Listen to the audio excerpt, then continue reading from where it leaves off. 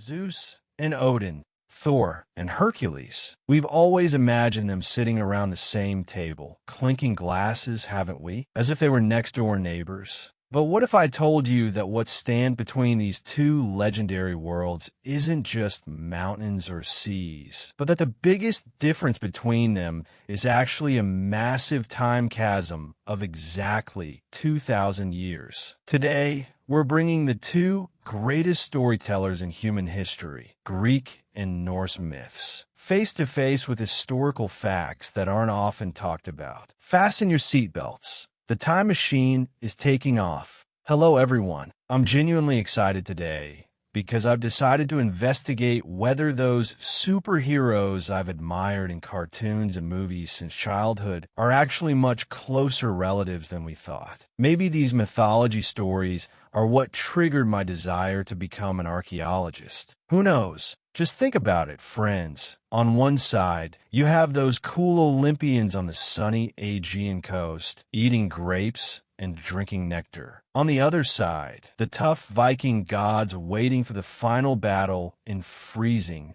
icy fjords. Geographically, there are mountains, seas, and huge distances between them. But when you look at their stories, they are suspiciously, even spine-chillingly, the same. So why? Did they copy each other? No, it's because they share the same grandfather. Historians have given this a very cool name. They call it the Proto-Indo-European culture. This means that around 400 BC, before there was any Greece or Norway, someone sat down north of the Black Sea and started telling a sky father tale. That story turned into Zeus in the language of those who migrated south, and became Tyr or Odin in the harsh tongue of those who went north. So, Thor and Hercules, whom we'll be discussing at length today, are actually cousins who parted ways thousands of years ago. If you wish, I can also compare Eastern mythology for you in future episodes. Please let me know in the comments. Now, let's get to the part that changes the game and will really surprise you. We see these mythologies side by side on shelves in bookstores today, but history says otherwise. When Greek mythology was put into writing around 750 BC by the famous Homer with that magnificent Iliad epic, the ancestors of the Scandinavians were still living in forests as tribes, their names unknown. Just imagine, while people in Greece were doing philosophy and debating democracy, the North was silent. It was dark. So, when did we meet Thor? Hold on tight. Around 1220 AD. In other words, when the Icelandic historian Snorri Sturluson sat down and said, "Hey, we had stories like this too," and put them on paper, those magnificent Greek temples had already turned into ruins long ago. There is a massive difference of 2,000 years. Easy to say, hard to imagine. One is a product of the ancient age, the other of the Middle Ages. But their spirits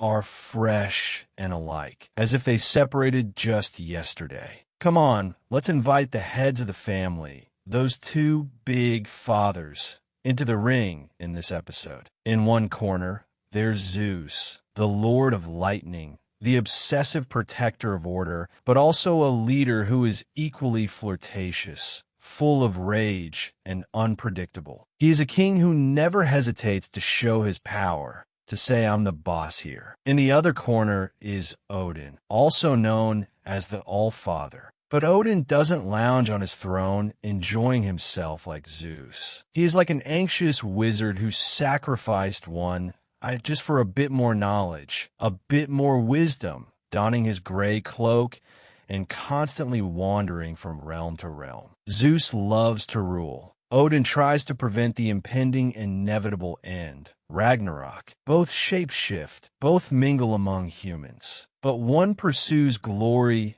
and ego, the other wisdom and sacrifice. Yes, we set the historical stage. We've seen that their grandfathers were the same, but the grandsons grew up in completely different climates, completely different geographies. But what about the heroes? What would happen if Hercules, who saves the world with sheer muscle power, went head-to-head with Thor, who hunts giants with his famous hammer? Or the tragedy of the invincible Achilles, shot in the heel versus Balder, who died because of a tiny plant. The real action, the real fight, and the tears begin in the next video. Don't go anywhere. Don't forget to subscribe, because fate has already begun to weave its webs.